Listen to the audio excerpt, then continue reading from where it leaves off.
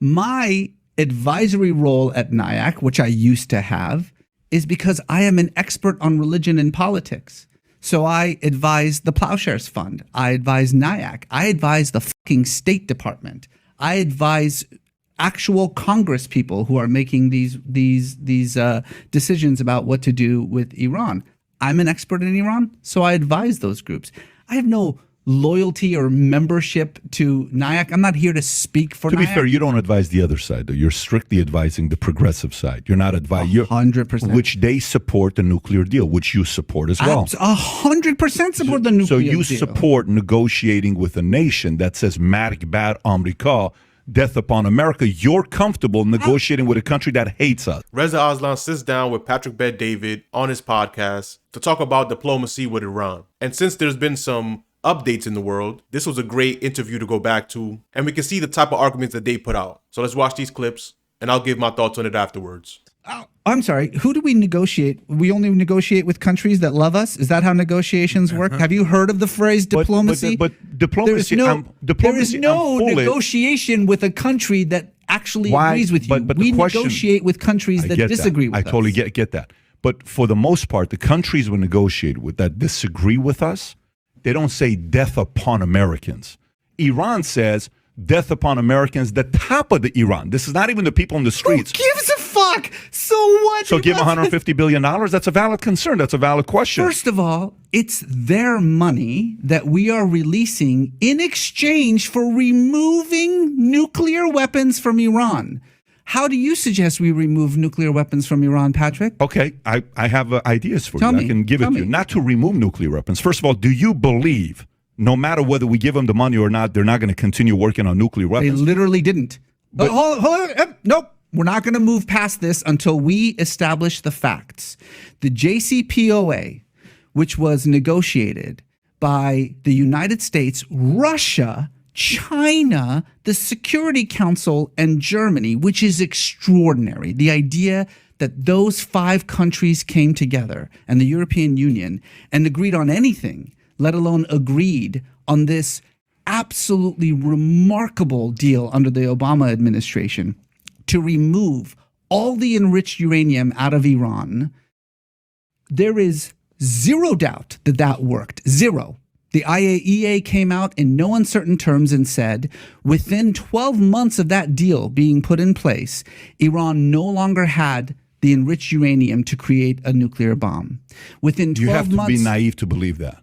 Okay. You have to be, right. but fair enough. Let's buy into the naivete and move forward. Okay, let's just say you're right. Let's say you're right. Let's not believe the people on the ground who are actually monitoring the nuclear plants. To believe somebody that believes in the values that they do, yes, I don't believe that. All of PBD's arguments are that of a child that doesn't want to understand the world at large. You can't want peace somewhere else but also neglect diplomacy, because that's how you get there, unless you want to go straight to war, and that doesn't work nowhere. Just trying to sanction countries until supposedly their own people rise up literally never happens. The people there just become poorer and poorer, with those governments being more entrenched and holding on to power even longer. And then when asked for his ideas of how to fix it, he never actually gives any idea. Only random examples and moving the goalposts. PBD loves red herrings. It's almost like he's not even trying to find an answer. He just wants a debate. He likes arguing for the sake of arguing, which could be fun. You don't negotiate with your friends. You don't have to. Y'all just come to an agreement and move forward. Negotiations and diplomacy only happens with opposing countries, opposing parties. Reza does a great job of trying to clamp down what PBD's argument is and what they're actually debating, because PBD loves to change the topic. You would have chosen to come to... I think you've got a nostalgia for the days of the Shah. I don't have a nostalgia. Me a lot of like Make America Great Again. But this to me takes you back to why NIAC gets the criticism that it does. Because for you, you're saying give $150 billion to those guys, to Iran. It's their money. It's their money anyway. But you're saying it's their money anyways. No, you're putting words in my mouth. Begu. We have 2 options with Iran's nuclear program. 2 options and nothing else. 2 options, period. We have a third option. What's the third option? I'll give you the third option. Option 1, we blow the shit out of it. Okay. Option 2, we use negotiation and diplomacy. What's your third option? Very simple. It's very simple what you do with option 3. Option 3 is the same exact thing that happened in different nations. Iran is going through a potential revolution today. Well, hold on. I want to make it clear. Please. I am talking about 2012. I am not talking about 2022. I have never said we should renegotiate the nuclear program now. You're asking me, did I support the JCPOA versus today? Today, there's no country to negotiate. Let me tell you. But let me make sure I'm glad before you clarified Twitter that. loses its fucking mind. I'm glad you clarified that. I am not saying Fair. that You're we going back should 10 be years. negotiating Fair. now. So then, was it right in 2012? 100%. Let me make my point. Let me make my point on what I'm thinking, and I want to hear your rebuttal on this and your argument on this. For me, it's the following. Have you heard of John Perkins, the economic hitman guy, the author? He's a hardcore progressive. Very, very interesting guy. I had him on 2 times. I really like talking to that guy. And it's very interesting, his arguments, what they did, to cause nations to go down. Do you think the current model and the government today in Iran is good for its people and good for the world? Fuck no. Okay, fair. We're on the same page. So is it fair to say that if we can figure out a way to help the Iranian people, not the government, the Iranian people to cause a fall in Iran, that's probably a good, noble thing for us to do. That has been my goal for 20 years. Fantastic. Then if doing that, your mission of wanting to do that, which NIAC's mission is for the people, policy to help with the people, that doesn't align with the rulers and the president and the people that run Iran. You guys don't share a common value. You disagree. You're wrong. You're absolutely wrong. So wrong. you're telling me the foreign minister Javad Zarif, like you're saying his ideal situation is to bring democracy to Iran? No. What you're saying is, can we pursue policies in the United States to help the people of Iran? And have we been? My answer is we have not been. We have not.